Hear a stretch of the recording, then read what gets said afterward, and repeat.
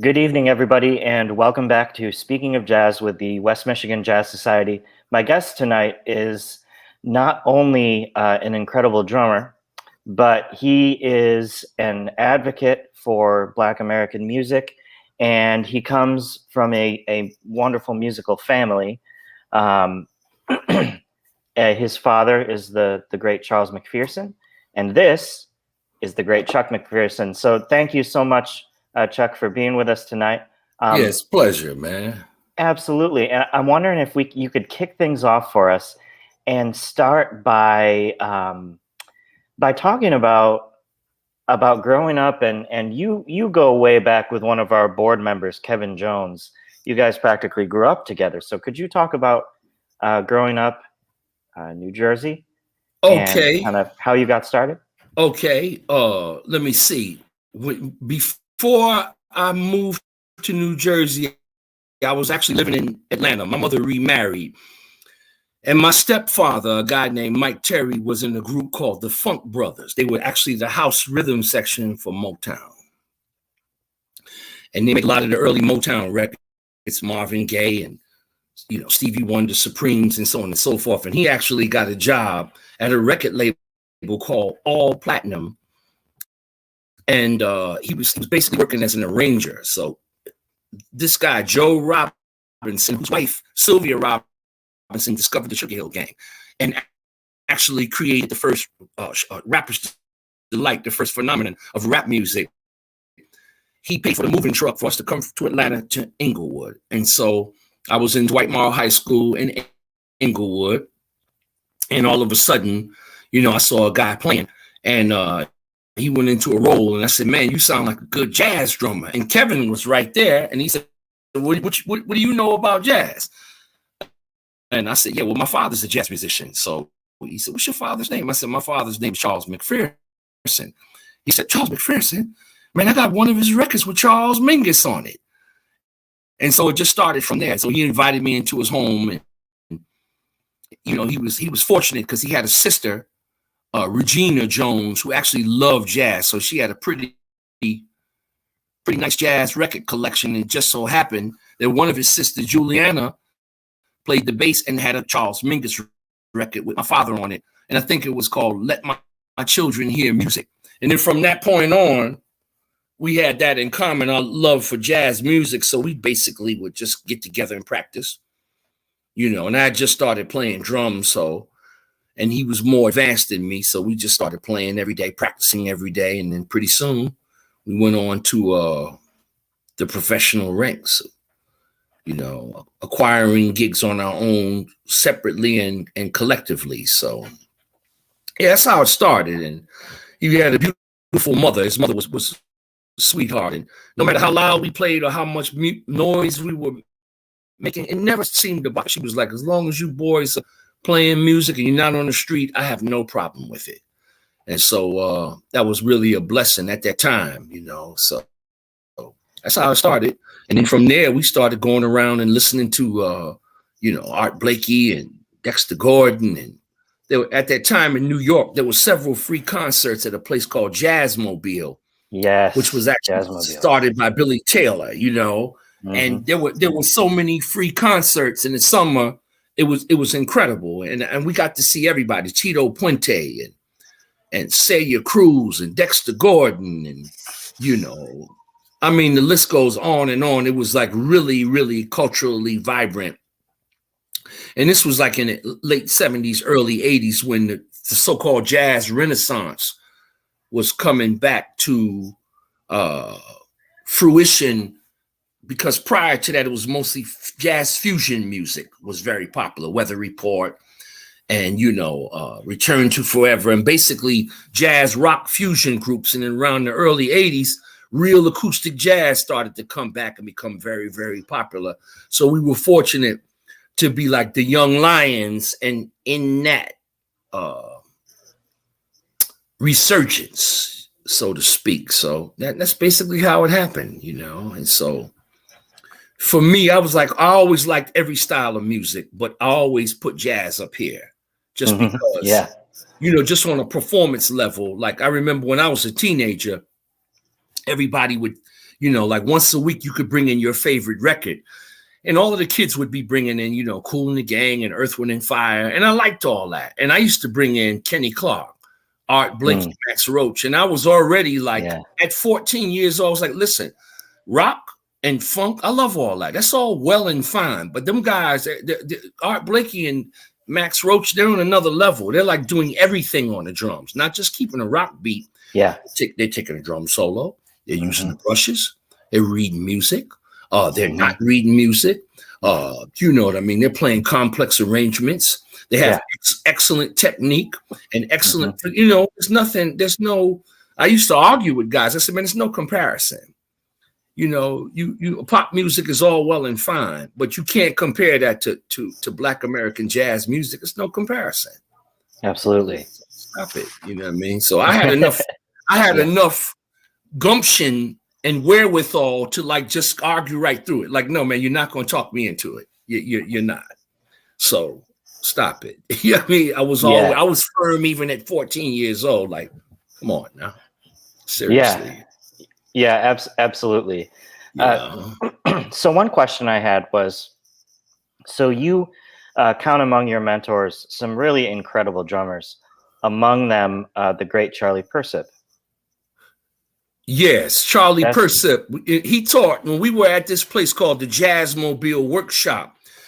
It was on 127th Street in Madison at a junior high school. And every Saturday they had Jazz Mobile Workshop. And Billy Taylor was actually responsible for that. And back then, I think we paid $60 for the year. And the workshop was from between 11 and 4 o'clock. And it was a great thing because we were forced to take music theory. Like you couldn't just go there and be banging on drums. They made us take music theory. And then they had a beginning drum class, intermediate, and an advanced drum class. And Charlie Persip was the advanced drum teacher.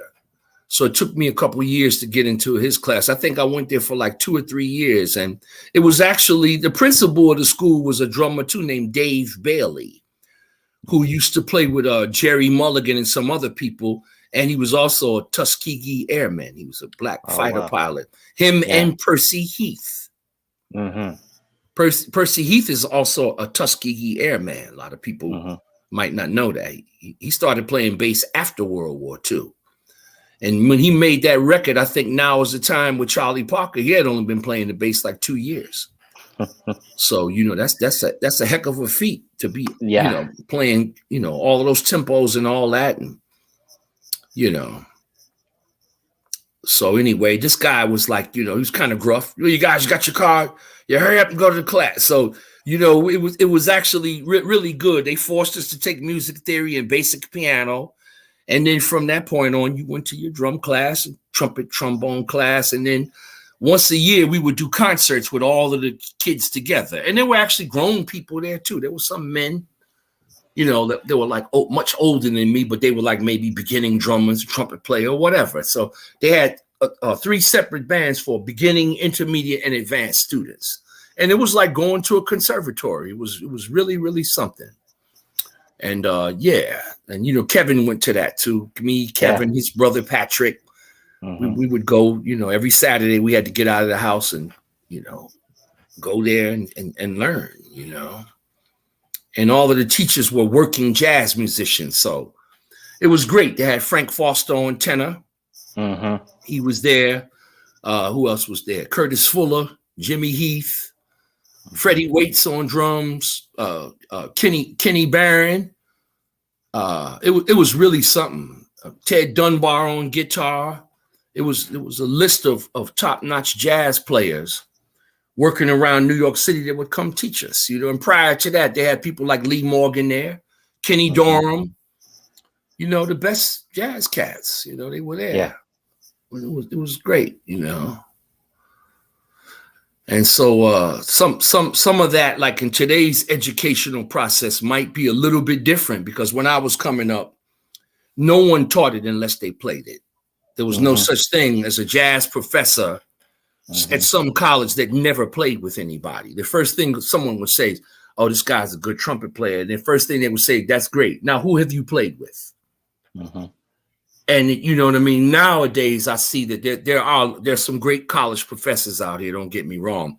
But a lot of them, I never even heard of them. Never. Mm-hmm. Yeah. And when I was coming up, they had to hear from you. Yeah. Someone had to go, who is this guy? Oh, yeah, he Mhm. can really play, man. He's really good. Oh, okay. And it was a criterion that was set where you had to receive adulation from your elders. Contrary to what I see now. Nowadays, like people younger than me and some like couple generations younger than me, their goal is to please their friends, to have their friends go, yeah, you're really great, man. You sound so good. And that's always been, you know, you always want your friends to love what you do. But when I was coming up, the criterion is to have Sonny Stitt say you can play. Mm. That was the criterion, to have Lou Donaldson say you can play, because them dudes, some of them kind of rough, some of them kind of mean. Yeah. So, Yeah. you know, they had a thick, so if you didn't have a thick skin, that meant that you didn't want to do it. Mm-hmm. You didn't really, you know, or if you didn't have a certain amount of humility and you were arrogant, then you were quickly exposed by the Sonny Stitts of the world, because he's going to call Cherokee at this tempo. Those are quarter notes, and he's going to go through all 12 keys, and he's going to say, okay, you got it. See, and if you start stumbling around and he's going to say, man, you don't have your thing together. Humble yourself. You ain't ready for this. It was that. It was more one-on-one, like Kung Fu master, and he's the sensei, and you're the student. And that's how jazz was taught. It wasn't like, it was, I'm the sensei, and you're my student. You know, I'm a 3rd-degree black belt in Taekwondo, and you are nothing but a student. So that criterion was ingrained in us. And the minute you had one of those guys tell you that you were good, the sense of adulation was unbelievable. You were like, wow, man. I remember I sat in with Sonny Stitt. I was 19 years old. And a bunch of guys were, hey, man, you going to go down there and sit in with Sonny Stitt? I said, yeah, I'm going to give it a try. I'm going to see if I can do it. And he was playing at this place called the Hackensack Jazz Cafe. And anyway, I came in there with my stick bag. And I went up there. I said, excuse me, Mr. Stitt, would you mind if I sat in for a few numbers? He said, okay, I'll think about it. He said, but right now I want you to sit at that front table and sit down and listen. So I sat down and listened. And at the end of the first set, he came up to me and said, so you're a drummer, huh? I said, yes. He said, what's your name? I said, I'm Chucky McPherson. He said, oh, you Charles McPherson's son? I said, yes. He said, Charles McPherson is a very fine saxophonist. I remember he got me because I've always heard people say saxophonist. He said he's a very fine saxophonist, but remember, he's still a boy next to me. So he said that. And then when I told my father the story, I thought he was going to get mad. He said, no, I am a boy next to him. Because I used to go sit in with him when I was 17 years old. I'm nothing but a boy next to him. I'm not offended by that. So he finally let me play. And I played a couple tunes, and then all of a sudden I got up because I didn't think I was up to par. And of course I wasn't up to par. And he turned around, he said, where you going, boy? I said, I'm getting up. I'm not really up to par. He said, you get up when I tell you to get up. Sit back down. And that meant that he loves the way you play. You know what I mean? That made me go like, whoa, okay. And so, you know, back in those days, that was the criterion, to have somebody who you really respect tell you that, you know what, you're on your way, you're making progress, you're doing it, you know. And then your friends, not your friends over Sonny Stitt and you play the saxophone, not that. It's got to be him telling you can play. You know what I mean? So that's what I see. Without a doubt. Yeah, you know, it's a little bit different nowadays with younger players, you know. There's a trend of young players that I do not like at all. I can't stand it. A lot of them are they're very fortunate in terms of having all of this information. Like when my father was coming up, there was no such thing as a solo book of Charlie Parker solos. You had to go buy the 78 record, scratch it up, and sit there for hours on end and figure it out. And then maybe if you had enough training, you could transcribe it, but there was no such thing as transcribed solos. So in a way, the young people today, in a way, you're actually cheating. You're cheating because you're really not doing the work. The real work of learning it is you figure it out. Yeah. And now if you could just read a solo, you're thinking you're really doing something, and you're really just doing half of it, because the other learning curve is actually figuring it out. And that's going to be harder. You might not have the discipline to sit there and figure it out. No, I tell that to my students all the time, and I always learned. Had teachers who said, "Yeah, you're going to learn it from the record," and that's like straight from the record, right?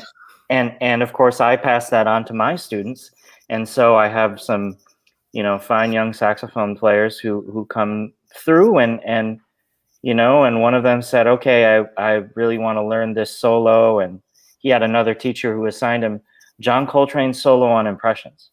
Right. And I said, "Oh, that's great." And he said, "Oh, but I don't have it memorized. I'm reading it." And I said, "Then you're not really learning it." Right. And you are not learning that solo. Right. Well, you're getting the your intellect. There's many things that happen when you play a musical instrument. Some of it is an eye-brain connection, like my father teaches. Some of it is like you're reading a piece of music. That's your eye and your brain.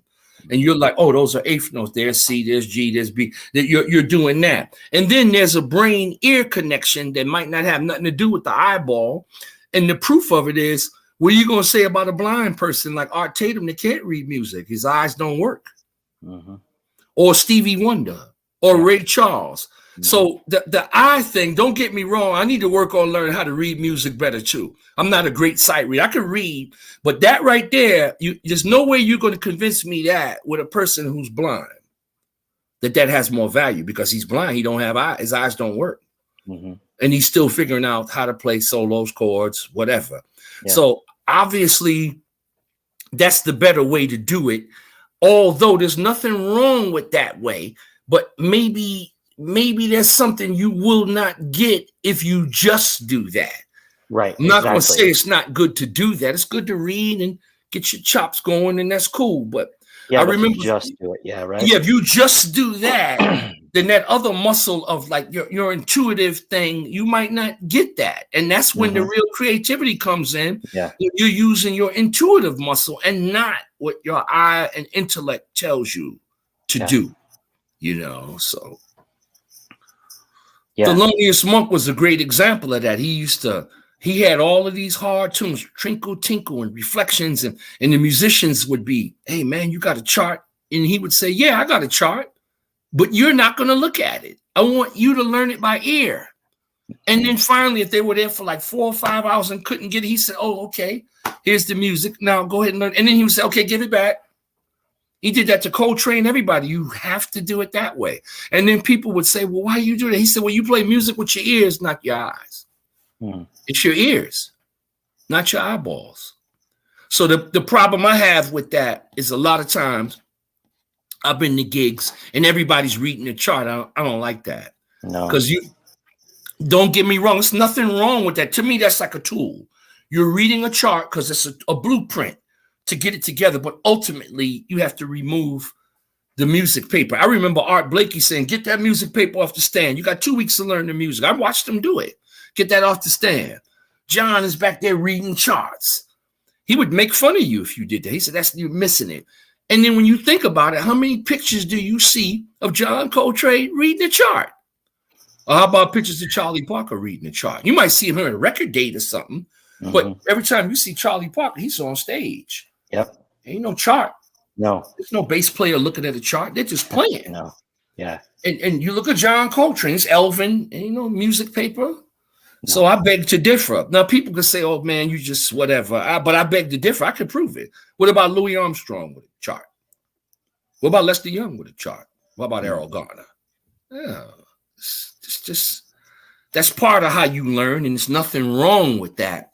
But it is something wrong with that if you don't learn how to memorize and use your intuition and call yourself a jazz player. That's more like symphonic music. That's what symphony people do. Some of them memorize it too.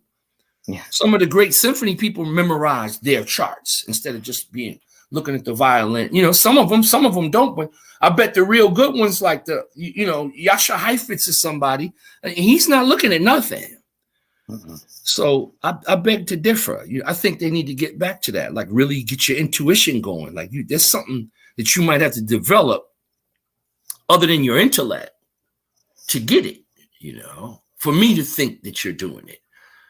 And then sometimes people are doing it, and a lot of times they're not doing it. It's like, how does it feel? How does it sound is one thing. It could sound great, but how does it feel and sound?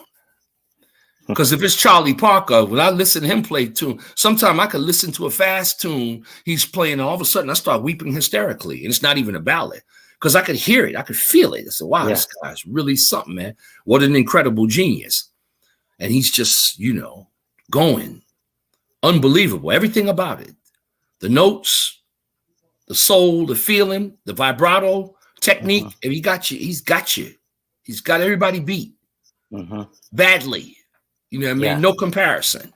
And he didn't have that, what do you call it? That he didn't have the benefit of that. He had the benefit of Lester Young, Don Byas, Pete Brown, great, Earl Bostic, great saxophone players that he could actually rub elbows with. And that, to me, that's still the best way to learn how to play jazz. Yeah, without a doubt. So anyway, that's just my take on it. You know what I mean? No, that's what we're here for. That's absolutely what we're here for. And Kevin says it all when he says, "That's my brother, Chuck McPherson." Yeah, he just popped it in too just now, right? Tell it, Chuck. Chuck, checking it out. Yeah. Like when we learned how to play, it was records. We grooved to a record, and we would like imitate the record and pretend we were on the record, like dreaming that we're in Art Blakey's Messengers. We would do that, and then we would take the records off. And then we would just try to, approximate what we heard or whatever in our own way. And then pretty soon, when you do that, you come up with your own individual. It actually makes you more creative. You're more of who you are, and less of a technical technobot or robot. You're more who you are. Yeah. And I'm not going to knock the rest of it because all of that stuff is good. Don't get me wrong. All knowledge is good, especially if it's positive. Like all of it is good, but it's not good when people just do that and then they get arrogant, like they're really doing something because you really ain't doing nothing. If I took away all of that, if I took away the pedagogy, would you really still be doing something? You probably wouldn't be doing nothing. Really? I don't think so. I doubt it. You know what I mean? So you got to have a sense of humility even when you ascertain the knowledge. You still got to be like, this is somebody else's knowledge. I've ascertained it. And now let me see if I can come up with something creative and expound upon it rather than just let that be what it is, and still be in the tradition of what jazz is supposed to be, which is advanced blues playing and advanced African music. Let's kind of expound on that for a second. Advanced African music, the idea of advanced African music. Can you kind of expound on that thought for our listeners who may or may not be as familiar with that terminology? Okay, when you look at Black American music, one thing about the 20th century that's been a fantastic century is that the so-called American Negro music has been very well documented from ragtime and Scott Joplin and James Scott all the way up to what we have now, all the way up to today's practitioners. So in this particular century, it's fantastic for a study because we can look at every last style that's been documented on record. If you go back in the history of Black music, the first African-American music that was spread across the country and to where people like white people and other people started to recognize it was ragtime music, because that was piano music. And the piano is the orchestra. So once people started hearing ragtime music, they were, oh, wow, what's next? And then jazz and blues or whatever. So now you get to jazz. And jazz has had the benefit of all of the previous styles. The Negro spiritual, the work song, the blues, ragtime, marching band music. And what happened was the musicians who went into the jazz world, they were well versed in all of the other sound templates. You know, they were well versed in ragtime, stride piano, so on and so forth. And because of their brilliant musicianship and their intellect and their curiosity, all they did was just advance it. They just advanced it. So, you know, you got somebody like Charlie Parker playing the blues, but it doesn't sound like the same blues that Muddy Waters would play, even though the template is pretty much the same. He's speeding the tempo up, adding some diminished chords, so on and so forth. His musical intellect, because he studied more music technically or whatever, all he did was blend all of that together. So jazz, Billy Higgins said it best one time. He said, jazz is sanctified intelligence. That's what he called jazz, sanctified intelligence, meaning that the beat is primal from the church, from the African, from the Negro slaves. The beat and the feel is that, but the intelligence of it is more theoretical, more music theory. Nobody knows more about chords than John Coltrane, Charlie Parker, Powell. Nobody. Yeah, that's right. They're scientists. They're scientific. Mm-hmm. Whereas some of the black musicians like Muddy Waters, I love Muddy Waters and B.B. King and all, I love all that, but they're not as advanced technically and not as studied. They're more naturally playing their blues and their feeling, and they do a great job of that. But the beauty of jazz is it's that and intellect and science.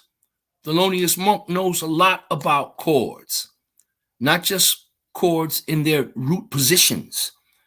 He's going to voice a C chord all over the piano. When he gets through with you, you won't even know it's a C chord. That's right. One time a musician said, "Hey, Monk, what kind of chord is that?" He said, "What you mean, what kind of chord it is, man?" And the guy looked at the piano. He said, "I don't know." He says, "C major." Because he didn't have C, E, G. He had G over here in one hand, C here, and C way up there. 2 octaves apart or 3 octaves apart. So when he got ready to strike a chord, you're used to one C, E, G right next to each other, or first, second, and third inversion. And what he did was just put it all over the piano in its own convoluted way, but nevertheless, C, E, and G is always C major. You know, and so, you know, those men like Thelonious Monk in the bebop era, and the John Coltrane's who also came from the bebop era, that was kind of like the apex of African American rhythm, gospel, blues, all of that, with some of the workings of classical music and more theory. The thing that's making it different than classical music is the African rhythm and the syncopated rhythms that do not exist in classical music. Now, the classical musicians, they have the intellect and they have the science of music, but they don't have the African beat. And it's not swinging. Swinging means, you know, a danceable quality to where when you hear it, you gotta move something and not just listen. Oh, I'm just listening. You know, you know no what I mean? way. Yeah, like if you're just listening, that's one thing. But it's way bop ba doo be bep ba baby bop ba doo boo baby way be bop boo the lily boo day da baby where you be ba baby hey boo be ba baby where baby boo loo be dee oh bep boo be bep ba. So it's got all of it.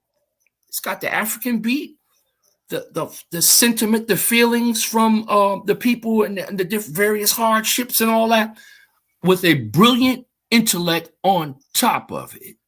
And that's why you can't beat it. You'll never beat jazz music, man. If you're just reading music like some of the young people doing now, some of the other people, you can beat that. You can beat that because Stravinsky can beat that. But are you gonna be doing way bop ba doo be bep ba oh bop boo boo? You know way boo be da boo bop baby a boo be ah way boo be ba ba ba ba boo and helium bop la be a boo be ah ba ba ba boo ba be ba a boo be ah. What about all of that? Yeah.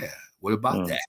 You know what I mean? So yeah, that's why I always put jazz up here. I love classical music. Don't get me wrong. I love it.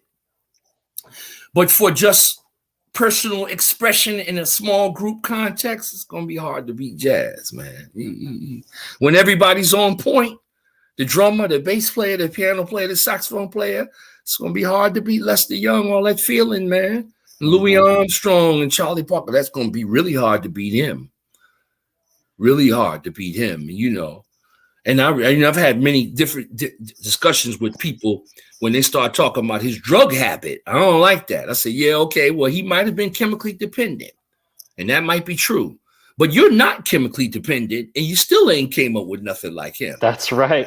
So imagine if he wasn't. He's coming up with, Kim and confirmation, all that, being chemically dependent. How about if he wasn't chemically dependent and dead sober? You're dead sober and you still ain't came up with nothing close to it. So that's right. Let's don't talk about his chemical dependencies. Let's talk about how good he could play the alto saxophone better than everybody else. Yeah. With not too many, not too many predecessors other than Lester Young, the people he was around. It's not like he had a body of literature to make him real good. He was an innovator. Yeah, he's an innovator. That's his brilliant genius intellect and all that soul and all of that put together. So that's the way I look at it, like it's going to be hard to beat it, Yeah. Can you talk about your time touring with Freddie Hubbard? Okay, let me see. Yeah, the Freddie Hubbard story. Let me get this one right. I seen him, like of course, like when we started collecting records. Art Blakey was like one of our favorite drummers, and he was on a lot of Art Blakey records after Lee Morgan departed. Became, Freddie Hubbard, the hubcap, and I remember buying his record called Hubcap, and I was like, wow, man, I sure would love to play with this guy. So one day, I think seeing his name in the newspaper, we went to go pay him a visit. And I made, went up there. I said, hey, man, I sure would like to play with you. And he looked at me. He said, yeah, one of these days, man. But right now, you're just not ready. And instead of me getting angry, I said, well, I'm just going to practice and get ready. He looked at me. He said, man, one of these days, I might let you sit in or whatever. But right now, at this very moment, I heard you play a little bit. You ain't ready. I said, okay, cool. And so a couple of years later, I seen him in San Diego. And I went to this place. I'm trying to remember the name of this place. And I walked up to him. I said, hey, man, you mind if I play a couple numbers? He said, yeah. Oh, okay. He said, all right, let me hear you play. So I sat down and I got ready to get up as usual, trying to be humble. He said, no, man, sit back down. And then from that point on, he started asking me, could I do gigs with him? And by that time, I was probably like in my late 20s, like maybe 27 or something.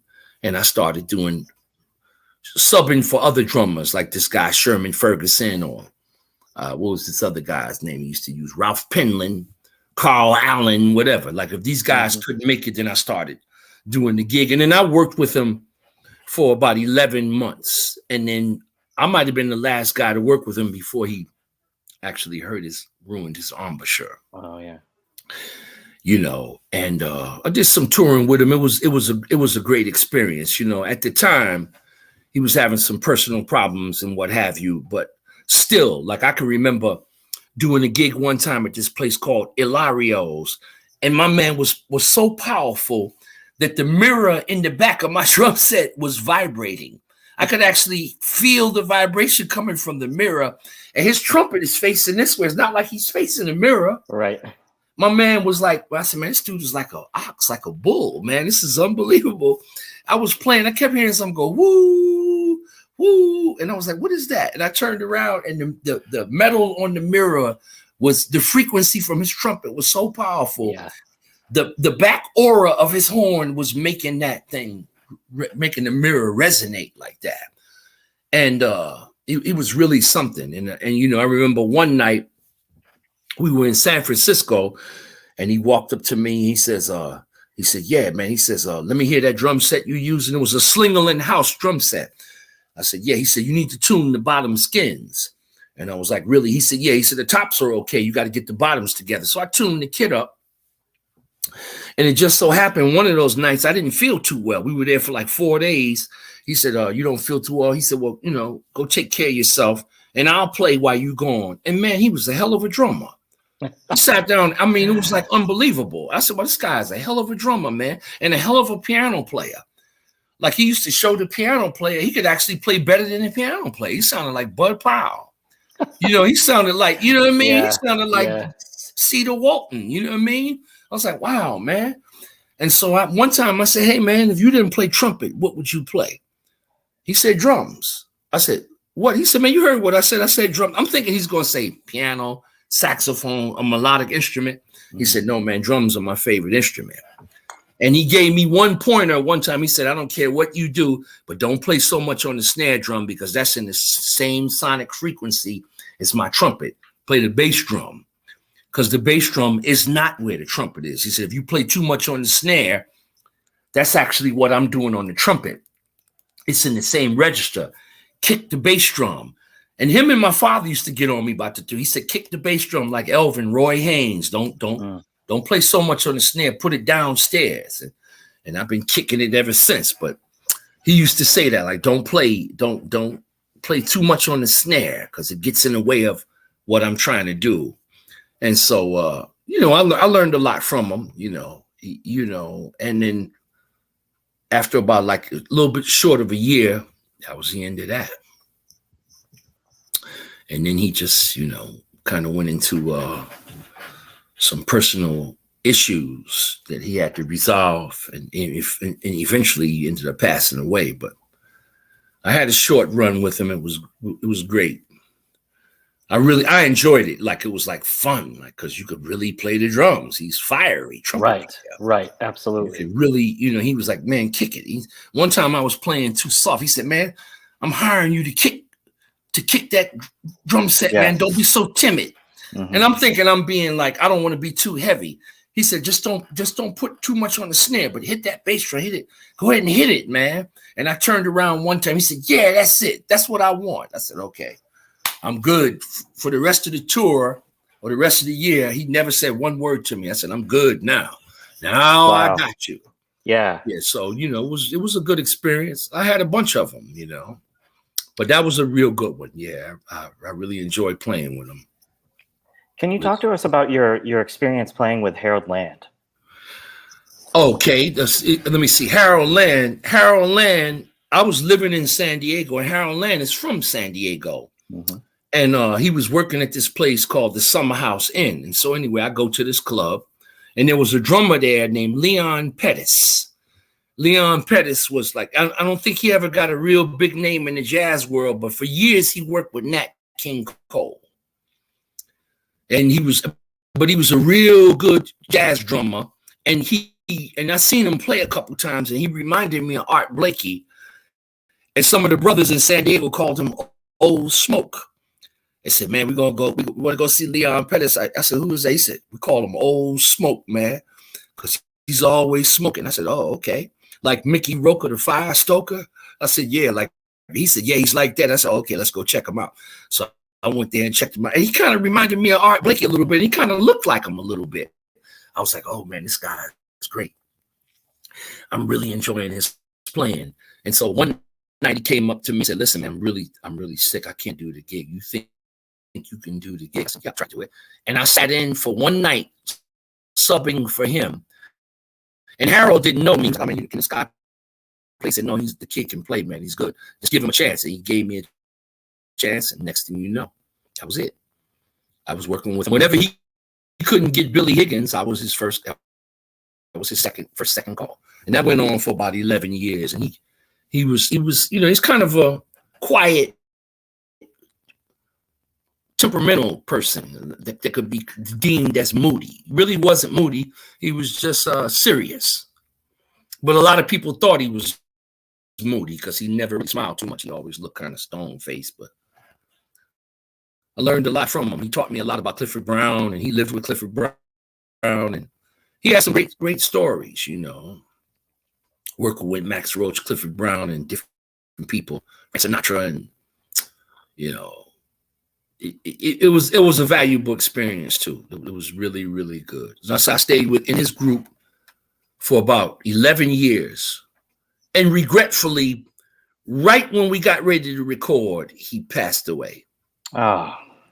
Sticks Hooper, Hooper, the drummer for the Crusaders, called me up and said, "Hey man, we're gonna record with Harold. He wants you on drums. It's gonna be Tuesday." And I was so excited. I was like, "Ah, man, this is great." And you know, and then the next thing I know, I get a phone call that he passed away. And I was just like bummed because all of those years we never made a record. We never made an album. And I did all kinds of gigs, tours, Europe, everything. And we never made a commercial album. And the same thing happened to me too with Horace Silver. Oh. Yeah. But he didn't die, but I got a call to audition for Horace Silver. I was working a gig, and all of a sudden I looked up and he's at the gig. And then if this was in Hollywood, and then I had another gig in San Diego, and I looked up and he was at that gig. I said, "Oh, my man is recruiting me. This is great." So he came up to me and said, "Hey, you got a business card?" I said, "Yeah." He said, "Yeah, I think I want you to join my band. Can you make this rehearsal?" I said, "Yeah, I'll make the rehearsal." I got there early, and when he got to the rehearsal, I was already there. He said, "You serious? You professional?" I said, "Yeah, I'm trying to get the job, man." So yeah, it was Horace Silver, myself on drums, Gilbert Castellanos on trumpet, and a guy named Ricky Woodard, and a bass player named Dave Carpenter.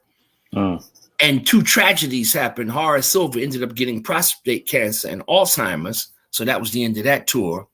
And then the bass player, regretfully, like a month or two after that, they found him somewhere in a room, and he had OD'd, man. Oh man. Yeah, he had already shot himself up, and that was it. The needle was still in his arm, and they found him in there dead. So that, it's been some tragedies too, man, that you never forget. But yeah, for sure. I remember we had a heck of a band. I said, "Oh man, I can't wait to go out on the road with these dudes, man." And we would play all the Horace Silver's tunes, and I knew everything. I said, "Oh man, I'm good." He said, "Man, you need to look at the music." I said, "No, I don't need to look at the music. I got it all memorized, man. Don't worry about me." He was like, "Oh, okay, you got the charts anyway." I said, "I got the charts. I'll brush through, but I'm good." Every time he called a tune, I knew everything. I just made sure I listened to all of his records. And he was really something. I learned a lot about how to rehearse a band from him. He used to rehearse the rhythm section without the horns. He would do piano, bass, and drums, and he would say, "Okay, you guys take a break." Then he would rehearse with piano with just the horns, and then put the two together. And I learned, I never forgot that. And everybody that I worked with before that, they can't rehearse like him. You're not on his level, because we got more tunes done that way. It was incredible. We rehearsed like in a 2-3 hour rehearsal. We rehearsed about 15, 20 tunes. And he didn't allow no soloing. He said A, out, head only, no solos. And so I said, "Wow, this is something." He said, "The rhythm section he said, you horn players keep looking at the parts. I'll get with you in a minute." And then he would say, "Okay, you guys got to take a break." And then he would tell the horns to come back. He would fine tune the horns. And then I was like, "Well, man, what's your concept?" He said, "Well, the first thing is you got to learn the tune. You got to get the rhythm right. Then you got to get the melody and harmonies right." He said, "After you get all of the structure tuned, the last step is where do you put dynamics? Because if you don't put dynamics in certain spots, it's just monotone. So it's just medium, loud, whatever." But he was like, "No, we got to, You know what I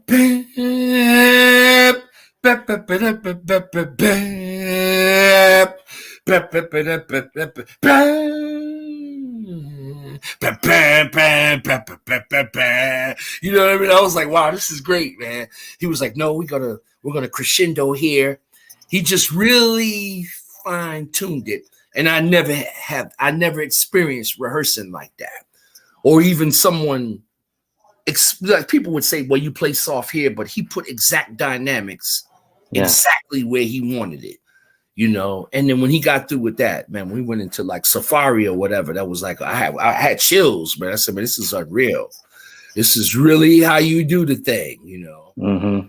So he was great at teaching how to run a band, how to rehearse a band, how to put it all together. You know, he was really fantastic. And then also teaching about the music business. He was really, really, really loved that guy, man. I really, really miss him, man. Yeah. Because he taught me a lot. He said, man, you got to compose. He said, you can't just be playing these instruments. He said, I watched Bud Powell die broke. And I knew I could never be as good as him on the piano. So I started composing. And then one day he was like, yeah, he said, man, how much money you think I made on a song for my father? I said, I don't know. He said, I bought a house with that song, with a swimming pool, one song. Yeah. I said, really? He said, man, I made over $500,000 off song for my father, almost $500,000 Wow. off one song. So he said, that's the value of it. And if you don't compose, you just a player, then it's just gig to gig. So, you know, he was really, really good for like a real good mentor example, man. Really love Horace Silver. And regretfully, I didn't get to tour with him. It was right before the tour, man. We got a call that he had got fallen ill and couldn't make it, you know. So aside from, but even that part it was so great just playing with him and hanging around him and calling him on the phone, all of it. That was worth gold, you know what I mean? So I don't have too many regrets, but you know, that's, you know, it's just the way life is sometimes. Yeah. Well, Chuck, we are at time, but I really think that we need a part 2 from you. We got to have you back and back to talk more and hang more, because Kevin says you got way more stories and knowledge, and I agree with that. So absolutely, thank you again for being on the show tonight, and you're welcome, man. Take care of yourself, and we'll see you soon again. Yeah, anytime. Yeah, thanks a lot, man. Thank you. All right, take care of yourself now. All right, bye-bye. All right, bye-bye.